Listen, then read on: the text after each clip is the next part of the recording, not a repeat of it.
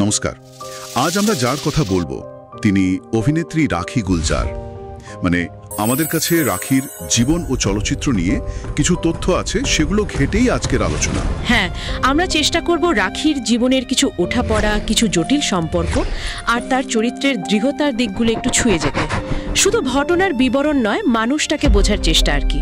শুরুতেই একটা অদ্ভুত যোগাযোগ আছে, তাই না? একদম।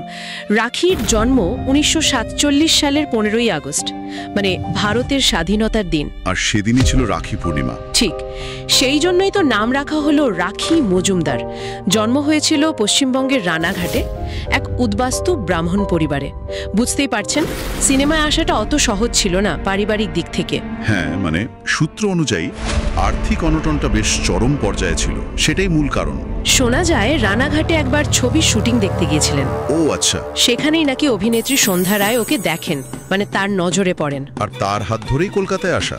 হ্যাঁ, সেখান থেকেই কলকাতায় আসা, আর তারপর তো সিনেমার জগতে প্রবেশ।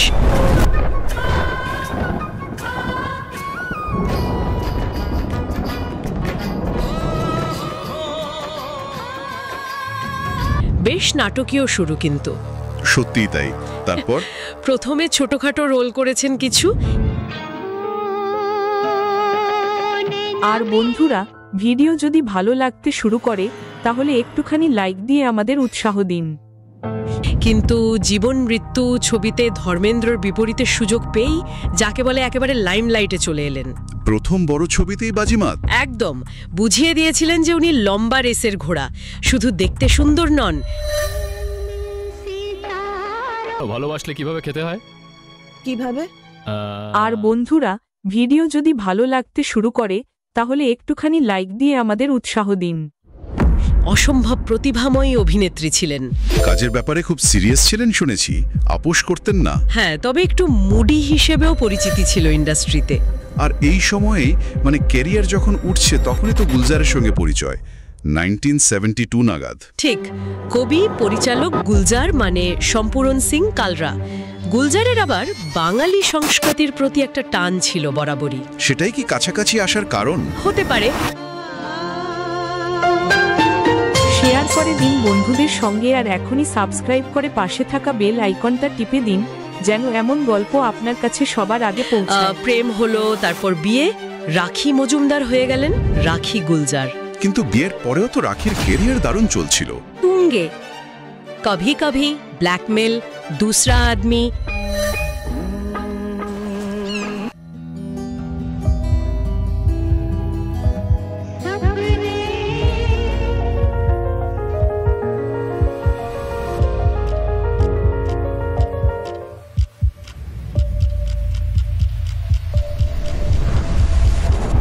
একের পর এক হিট ছবি, কিন্তু এখানেই বোধহয় সমস্যাটা শুরু হলো।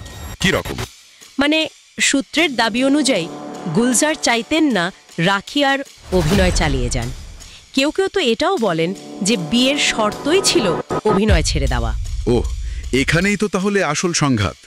একদিকে সংসার, অন্যদিকে তুঙ্গে থাকা ক্যারিয়ার।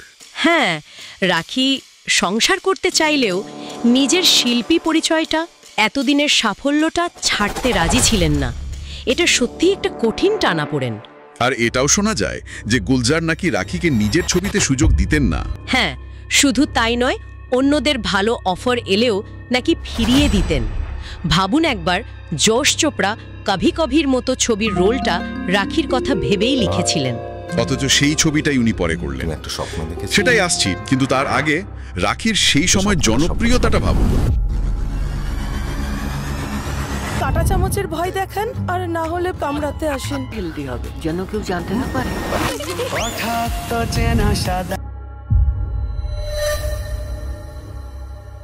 17 বার সেরা নায়িকার নমিনেশন, আর 3 বার জিতেওছেন। এটা তো ওর অভিনয় ক্ষমতারই প্রমাণ। শেয়ার করে দিন বন্ধুদের সঙ্গে, আর এখনই সাবস্ক্রাইব করে পাশে থাকা বেল আইকনটা টিপে দিন, যেন এমন গল্প আপনার কাছে সবার আগে পৌঁছায়। এটা তো ওর অভিনয় ক্ষমতারই প্রমাণ। মনে হচ্ছে যেন স্বাধীনতার দিনে জন্মানো একজন শিল্পী নিজের পেশাগত স্বাধীনতা নিয়ে লড়ছিলেন। ঠিক, সম্পর্কের অবনতির পেছনে আরও একটা কারণের কথা শোনা যায়, যদিও এটা নিয়ে কম আলোচনা হয়।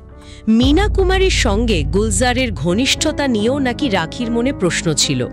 কিন্তু আসল ভাঙনের কারণ হিসেবে তো কাশ্মীরের ওই ঘটনাটার কথাই বেশি শোনা যায়। হ্যাঁ, সেটাই। আন্ধি ছবির শুটিং চলছিল কাশ্মীরে। সুচিত্রা সেন আর সঞ্জীব কুমারকে নিয়ে কোনো একটা ঘটনা ঘটেছিল, যার জেরে গুলজার আর রাখির মধ্যে বিশাল ঝামেলা হয়। শুধু বাদানুবাদ নয়, অভিযোগ আছে যে ব্যাপারটা নাকি হাতাহাতি পর্যন্ত গড়িয়েছিল। এই ঘটনাই সম্ভবত সম্পর্কের তাঁবুতে শেষ পেরেকটা পুঁতে দেয়। ভাবা যায়, কি সাংঘাতিক। আর এর পরেই কাশ্মীর থেকে ফিরেই রাখি কিন্তু যশ চোপড়ার কাবি কাবিন ছবিতে সাংঘাতিক। আর এর পরেই কাশ্মীর থেকে ফিরেই রাখি কিন্তু যশ চোপড়ার কাবি কাবিন ছবিতে সাই করে ফেলেন, যেটা গুলজারের একদমই পছন্দ ছিল না, একরকম বিদ্রোহ করেই। একদম। আর এর জবাবেই কিনা কে জানে, গুলজারও তার মৌসুম ছবিতে রাখির বদলে শর্মিলা ঠাকুরকে নিলেন। সম্পর্কটা কার্যত শেষ।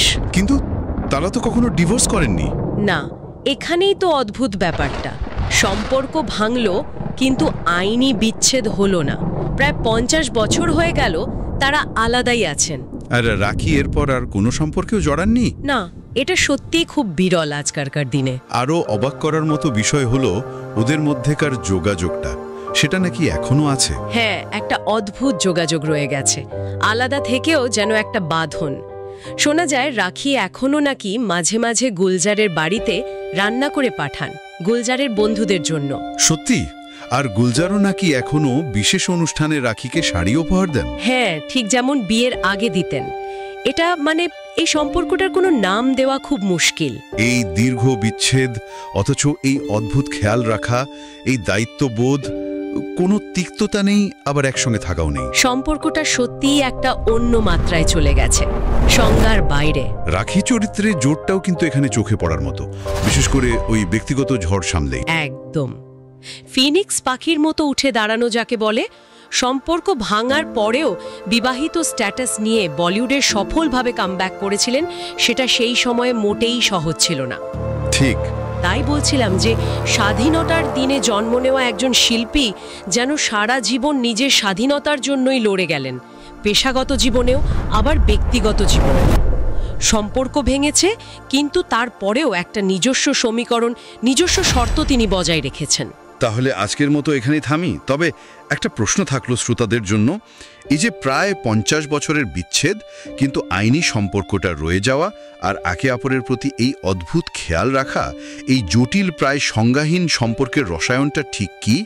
নাকি তার চেয়েও বড় প্রশ্ন হলো একজন শীর্ষ অভিনেত্রীর জীবনযুদ্ধ, যেখানে তার শিল্পসত্তা আর ব্যক্তিগত চাওয়া পাওয়ার মধ্যে একটা চিরকালীন টানাপড়েন চলতেই থাকে। ভেবে দেখবে।